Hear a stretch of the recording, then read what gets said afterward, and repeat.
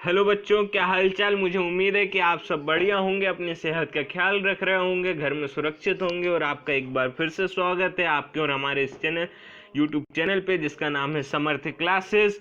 इसमें मैं आपके सामने लेके आया हूँ हेलो एल्केन्स और हेलो एरीन्स का लेक्चर नंबर 3, जिसमें हम पढ़ेंगे preparation of haloalkanes and haloarenes कि हम प्रिपेयर कैसे करते हैं हेलो एल्केन या हेलो एरीन को, उनके बेस क्या है प्रिपरेशन के।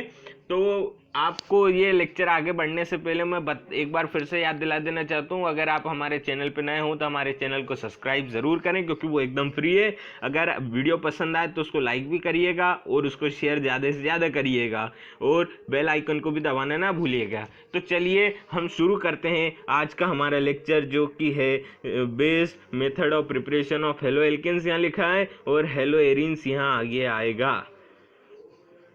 हेलो एरीन्स, ठीक। तो हेलो एल्केन्स की प्रिपरेशन जब हम देखते हैं तो उसमें पहले ही आती है अल्कोहल से। हम हेलो एल्केन्स को पहले जब प्रिपरेशन में पहली मेथड देख रहे हैं कि अल्कोहल से, अल्कोहल क्या होते हैं, वो एल्किल ग्रुप जिसमें OH जुड़ा हो। उस किसी भी हाइड्रोकार्बन में R से हाइड्रोकार्बन सपोज करें और उसमें अगर OH ग्रुप जुड़ा हो, फंक्शनल ग्रुप OH हो, तो वो अल्कोहल ग्रुप में आता है।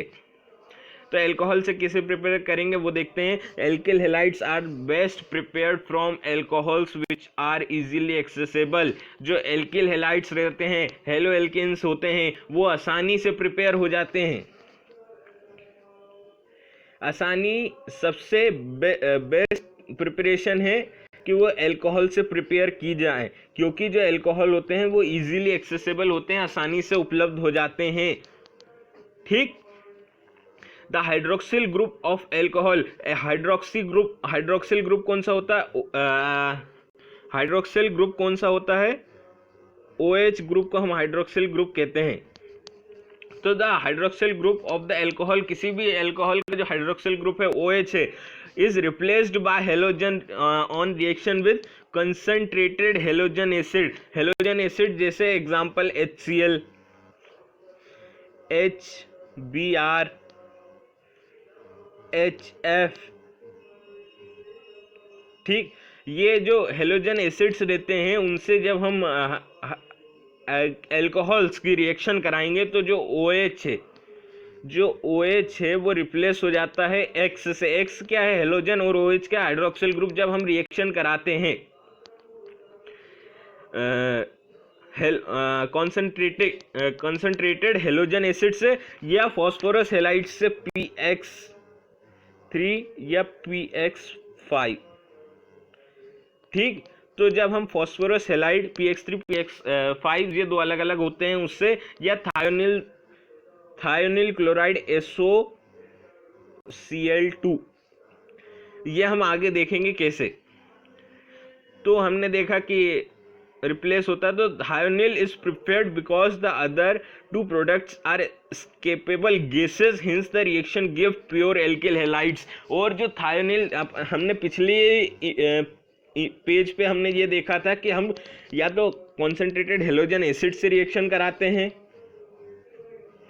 या फॉस्फोरस हैलाइड से कराते हैं या थायोनिल क्लोराइड से कराते हैं। तो यहाँ पे हम मोस्ट प्रिफरेबल लेते हैं थायोनिल क्लोराइड को, क्योंकि जब उसकी रिएक्शन होती है और OH को हेलोजन से रिप्लेस किया जाता है, हाइड्रोक्सिल ग्रुप को, जब हेलो एल्केन्स बन जाता है तो उसके साथ में जो बाय प्रोडक्ट रहते हैं वो ऐसे प्रोडक्ट रहते हैं जो आसानी से निकल जाते हैं। SO2 और HCl गैस, दोनों गैस हैं, सल्फर डाइऑक्साइड और HCl गैस दोनों निकल जाती हैं, और प्योर एल्किल हैलाइड, सबसे प्योर हेलो एल्केन्स बचता है। ये हम नीचे देखेंगे, नीचे सारी रिएक्शंस लिखी है, मैं आपको ओरली बता रहा हूं।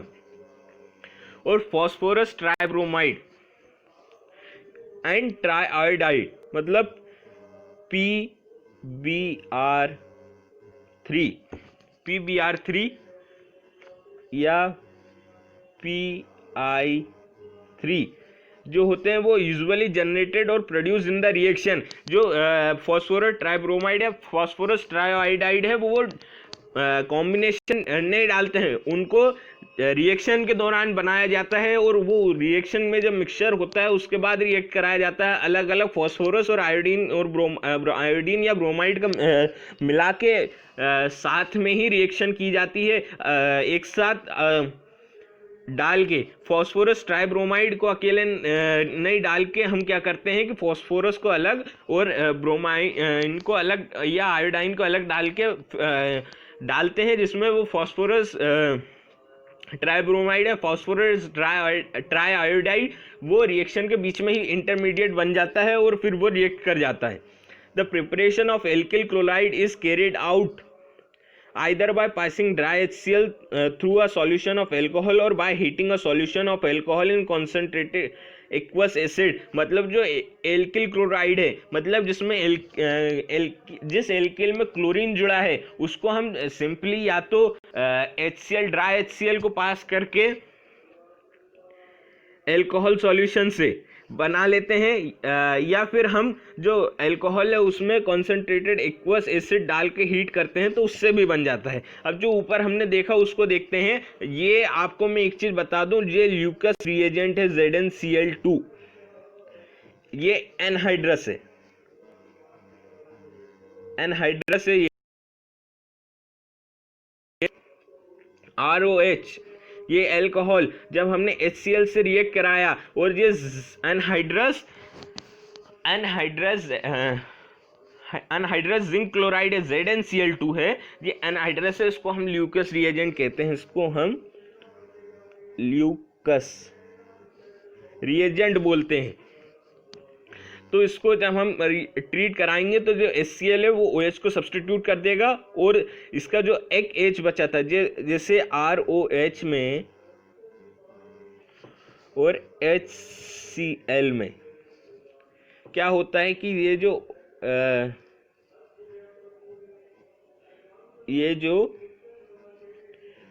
OH है वो H के साथ कंबाइन करके H2O बना लेता है, ठीक।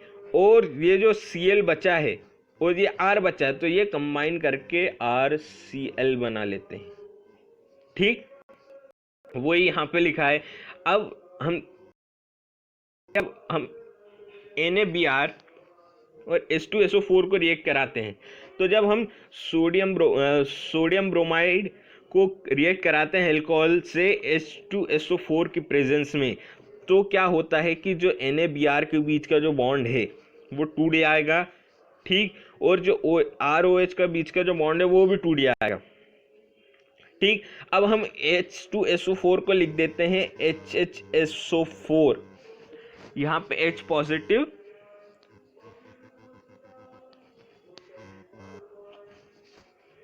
हम लिखते हैं H2SO4 को अच्छे से लिखेंगे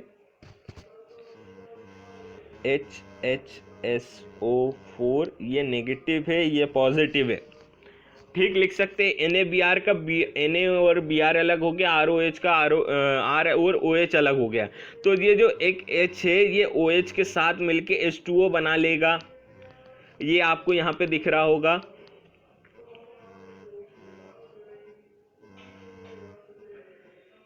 ये आपको यहाँ दिख रहा है कि ये जो इसका ये HHSO4 है, H2SO4 को मैं सिंपली बोल रहा हूँ HHSO4, H अलग है और SO4 एक अलग है, दोनों कंबाइन होकर H2SO4 बनते हैं। तो जो HSO4 है, HHSO4 में से एक H और OH जोड़ के H2O बन गया। अब जो Na और Br के बीच का जो बॉन्ड टूटा था, तो Br तो एल्किल ग्रुप के साथ जुड़ गया और NaBr बना लिया। अब HHSO4 H2SO4 का जो HSO4 बचा था वो Na के साथ कंबाइन हो गया, हो गई रिएक्शन कंप्लीट। जो ROH का OH था वो HHSO4 के H से जुड़ के H2O बना लिया, NaHSO4 के साथ जुड़ के NaHSO4 बना लिया और RBr बन गया, ये एल्किल हैलाइड हेलो एल्केन बन गया, ठीक। अब हम जब फॉस्फोरस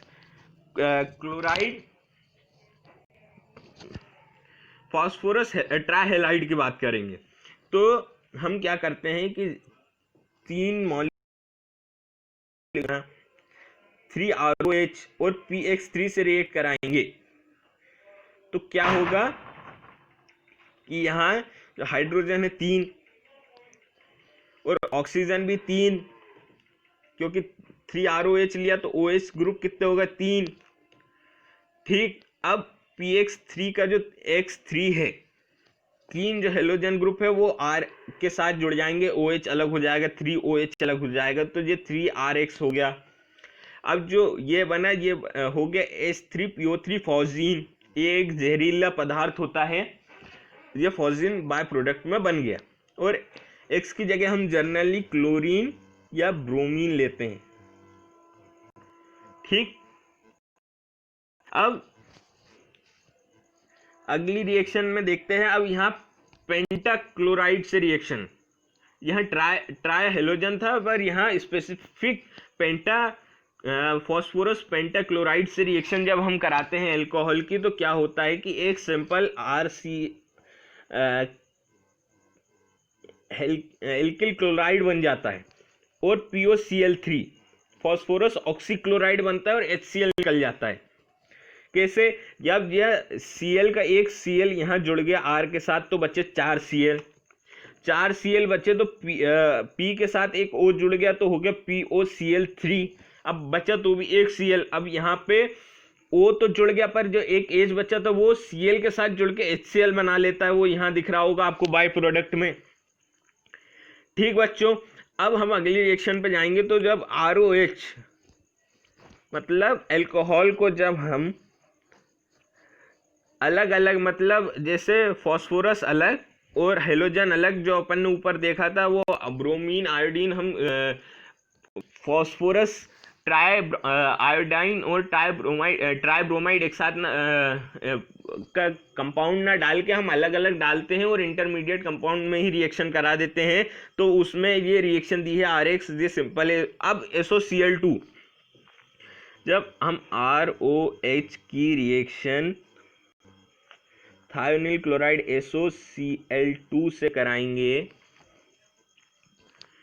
तो क्या होगा कि RCl बनेगा, Cl2 का एक Cl R के साथ जुड़ गया, अब इधर का OH निकला तो S के पास एक O पहले से है तो SO2 हो गया और HCl हो गया। ठीक, ये समझ में आ गई होगी आपको बात, मुझे लगता है, उम्मीद है। अब हम पॉइंट्स देख लेते हैं बचे हुए। The reaction of 1 and 2 degree alcohol HX require the presence of catalyst ZnCl2।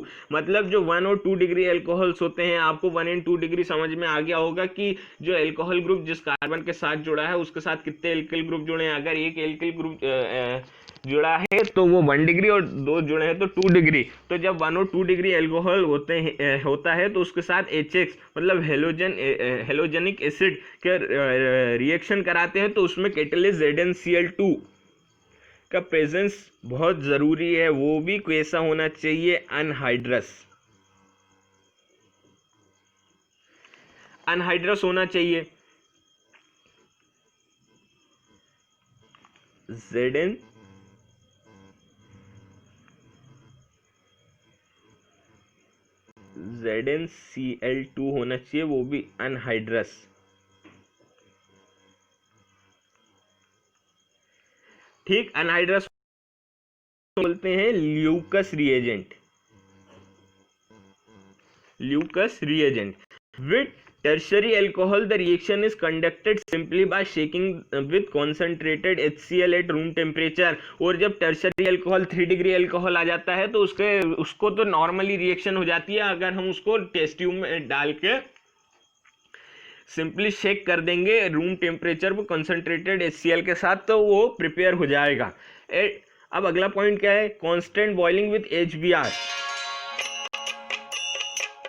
Constant boiling at HBr, ये फोन आ गया।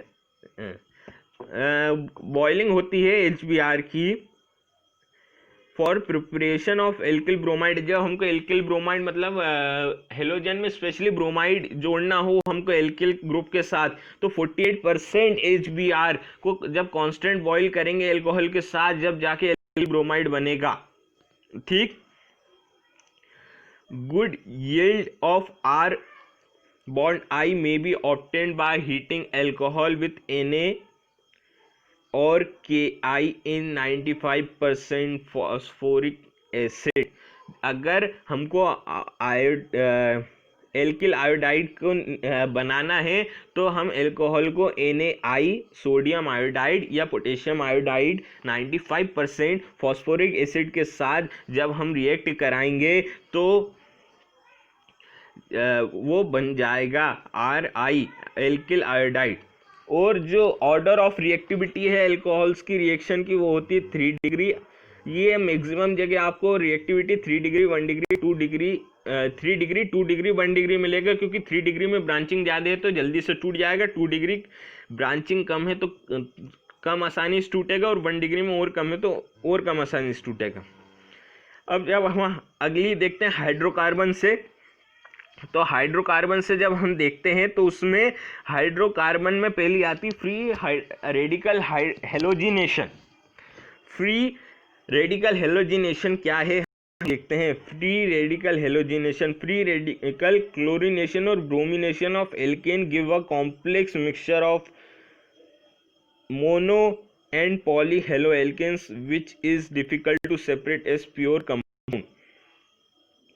जो फ्री रेडिकल क्लोरीनेशन या ब्रोमिनेशन, क्लोरीनेशन ब्रोमिनेशन क्या होता है, क्लोरीन का जोड़ना, क्लोरीनेशन ब्रोमीन का जोड़ना, ब्रोमिनेशन एल्केन्स में वो जब होता है तो वो या तो पॉली हेलो एल्केन्स देते हैं ढेर सारा, या एक सिंगल तरीके का हेलो एल्केन देता है, और जो कि बहुत डिफिकल्ट होता है प्योर कंपाउंड के तौर में अलग करना। यहाँ पे क्या है, ये ब्यूटेन है। जब ब्यूटेन को हमने क्लोरीन से सनलाइट की प्रेजेंस में सनलाइट या हीट की प्रेजेंस में हमने उसको रिएक्शन कराई तो जो क्लोरीन था वो 2 जगह जुड़ा। एक फर्स्ट कार्बन पे हम उसको मान लेते हैं 1 2 3 और ये 4, तो ये फर्स्ट कार्बन पे जुड़ा है यहाँ, और यहाँ दूसरे नंबर पे कार्बन पे जुड़ा, तो ये अलग अलग है, पॉली हेलो एल्केन है, तो इस चक्कर में इन्हें अलग करना बहुत मुश्किल होता है।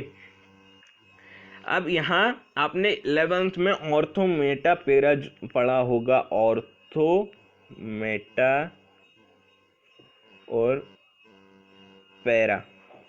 ऑर्थो जुड़ मतलब 2, मेटा मतलब 3 और पैरा मतलब 4।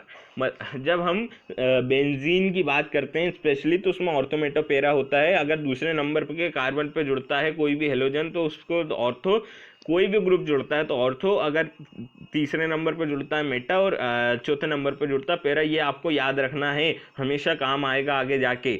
तो हम अब बाय इलेक्ट्रोफिलिक सब्स्टिट्यूशन रिएक्शन के थ्रू देखेंगे कि कैसे होता है। Aryl chloride and bromide can be easily prepared by electrophilic substitution reaction of arenes with chlorine and bromine. जो एरिल क्लोराइड और ब्रोमाइड है वो आसानी से बनाए जा सकते हैं इलेक्ट्रोफिलिक सब्स्टिट्यूशन रिएक्शंस के द्वारा। जब हम एरिन्स को क्लोरीन या ब्रोमीन के साथ रिएक्ट कराते हैं presence of Lewis acid catalyst like iron और आयरन क्लोराइड के प्रेजेंस में, ये डार्क में, तो यहाँ दूसरे नंबर पे हेलोजन जुड़ा इसलिए ऑर्थो का O लगा आगे, यहाँ पे चौथे नंबर पे जुड़ा इसलिए पैरा का P लगा। इसमें कोई वो नहीं है लॉजिक कि ये यहाँ क्यों जुड़ा, वो ये आपको याद ही करना पड़ेगा कि ऐसा है। Ortho and para isomers can be easily separated due to large difference in melting point. इन दोनों के बीच में डिफरेंस होता है मेल्टिंग पॉइंट का, यह सिमेट्रिक होता है तो ज़्यादा स्टेबल होता है पैरा, इसलिए उसका मेल्टिंग पॉइंट ज़्यादा होता है ऑर्थो के मुकाबले, इसलिए डिफरेंस ज़्यादा है, इसलिए अलग सेपरेट हो सकते हैं। Reaction with iodine are reversible in nature, और रिएक्शन जो हम कराते हैं आयोडीन की वो रिवर्सिबल होती है एरिन हेलाइड्स बनाने के लिए, एरिल हेलाइड्स बनाने के लिए। तो वो एक ऑक्सीडाइजिंग एजेंट का प्रेजेंस होना जरूरी है HNO3 या HiO4 के लिए, ऑक्सीडाइज करने के लिए HI फॉर्म को आयोडाइनेशन के लिए। इसलिए यहाँ पे हम प्रेजेंस करते हैं ऑक्सीडाइजिंग एजेंट का HNO3 या HiO4 के लिए। अब फ्लोरो कंपाउंड्स नॉट रिक्वायर्ड कंपाउंड्स, और जो फ्लोरीन के कंपाउंड्स है वो प्रिपेयर नहीं हो पाते हैं क्योंकि वो हाईली रिएक्टिव रहता है, इसलिए वो बन जाता है पर वो ज़्यादा स्टेबल नहीं है, इसलिए वो जल्दी से टूट जाता है। अब जो सेंट मेयर्स रिएक्शन है वो इम्पोर्टेंट है। सेंट मेयर्स रिएक्शन में क्या होता है कि ये है प्राइमरी एरोमेटिक एमीन, इसमें NH2 जुड़ा है जो कि होता है एमीन, ये जुड़ा है तो इसको हम एमीन बोलते हैं। ये प्राइमरी है, उसमें जब हम NaNO2 या प्लस HX हेलोजेनिक एसिड के रिएक्शन कराते हैं तो ये हो जाता है N2X benzene diazonium halide. Benzene diazonium halide ये बहुत इंपॉर्टेंट है, इसको आप ध्यान से देखिएगा और एग्जाम के पॉइंट ऑफ व्यू से भी याद करना आपके लिए इम्पोर्टेंट होगा। तो जो बेंजीन डायएजोनियम हैलाइड है एंड जब बनता है, जब बेंजीन के साथ N2X जुड़ जाता है, अब उसके बाद जो डायएजोनियम है उसको जब हम रिएक्ट कराते हैं Cu2X2 यहाँ पे क्या है, ब्रोमीन या क्लोरीन है, हेलोजन है, और जब हम इसको रिएक्ट कराते हैं तो जो N2 है वो निकल जाता है और X डायरेक्ट बेंजीन से जुड़ जाता है और ये एरियल हैलाइड बना लेता है। ये सिर्फ आपको इसमें देखने वाली दो रिएक्शन याद करना है। ये होता है बेंजीन के साथ जब हमको एरियल हैलाइड बनाना रहता है। तो the replacement of diazonium group by iodine does not require the presence of cuprous halide and done by simply shaking with Ki। मतलब यहाँ पे हमने CuX2 को लिया था बीच में रिएजेंट के तौर पे, पर जब हम आयोडीन के साथ शेक करके टेस्ट ट्यूब में हम डायरेक्टली उसको बना सकते हैं डायजोनियम के साथ, जब हम Ki को शेक करेंगे जब। और जब अगली प्रोसेस आती है एल्कीन से, एडिशन ऑफ हाइड्रोजन हैलाइड जुड़ता है। यहाँ पे आपको इतना कुछ पढ़ने की जरूरत नहीं है, इसमें मार्कोनिकॉफ रूल जो आपने पिछले साल पढ़ा था वो लगता है कि जब भी हम किसी हेलोजेनिक एसिड HX से रिएक्शन कराएंगे एल्कीन की, तो जहाँ पे डबल बॉन्ड वाले कार्बन है वो मार्कोनिकॉफ रूल क्या था, मार्कोनिकॉफ रूल वो था कि जब हम रिएक्शन कराते हैं HX की तो जो H है हाइड्रोजन है वो डबल बॉन्ड वाले कार्बन के साथ जुड़ेगा, पर वो कार्बन होगा जिसके पास हाइड्रोजन एटम ज़्यादा होंगे उसके पास वो जुड़ेगा, और जहाँ पे हाइड्रोजन एटम कम होंगे डबल बॉन्ड वाले कार्बन, जिस डबल बॉन्ड वाले कार्बन के पास हाइड्रोजन एटम कम होंगे उसके साथ हेलोजन जुड़ेगा, और जिसके पास ज़्यादा होंगे डबल बॉन्ड वाले कार्बन के साथ उसके साथ हाइड्रोजन जुड़ेगा। ठीक, ये मार्कोनिकॉफ रूल यहाँ यूज़ होता है। अब यहाँ तो आपको सिंपली दो ही कार्बन है और डबल बॉन्ड है बीच में, इसलिए आप इसको H को और X को कहीं भी जोड़ सकते हैं, पर आप नीचे प्रोपीन का एग्जांपल देखेंगे कि हमने उसको हाइड्रोजन आयोडाइड से रिएक्शन कराई तो उसमें यहाँ जो आयोडीन है वो जुड़ा है, मेजर जो प्रोडक्ट बना है उसमें वो जुड़ा है जहाँ हाइड्रोजन कम है। वैसे दो प्रोडक्ट बनते हैं पर जो मेजर है उसको हम लिखते हैं, माइनर अगर आप नहीं भी लिखोगे तो चलेगा। तो यहाँ CH3CH में जो CH3CH2, तो जो डबल बॉन्ड वाला कार्बन है उसमें जो बीच वाला कार्बन है उसके पास एक ही हाइड्रोजन है, मतलब कम है उसके पास हाइड्रोजन, तो उसके पास आयोडीन जुड़ जाएगा। और जो CH2 मतलब उसके पास हाइड्रोजन ज़्यादा है अपने एडजेसेंट कार्बन से, इसलिए उसके पास हाइड्रोजन जुड़ जाएगा। ये बात आपको समझ में आ गई होगी मुझे लगता है। एडिशन ऑफ हेलोजन का एडिशन नॉर्मल, अगर हम हेलोजेनिक एसिड ना लें तो जब हम रिएक्शन कराएंगे CCl4 की प्रेजेंस में रिएजेंट को लेके